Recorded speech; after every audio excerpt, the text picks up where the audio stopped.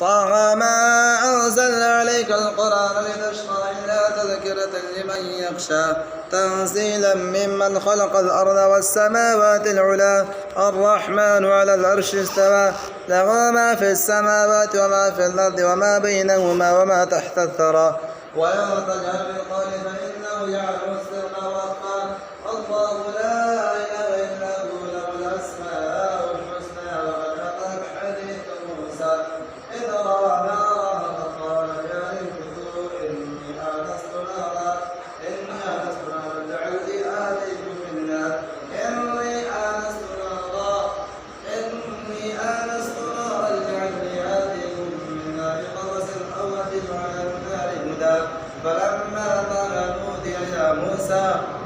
قال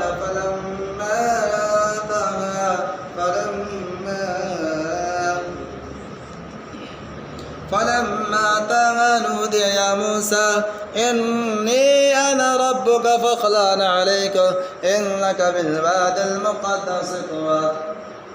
إني أنا ربك فاخلع عليك إن ربك بالواد إنك بالواد المقدس طوى بسم الله الرحمن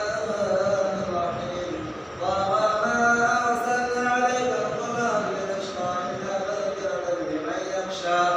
تنزيلا ممن خلق الأرض والسماوات العلى الرحمن على العرش استوى له ما في السماوات وما في الأرض وما بينهما وما تحت الثرى ولا تجهر بالقول فإنه يعلم السر وأخفى الله لا إله إلا هو له الأسماء الحسنى وهل أتاك حديث موسى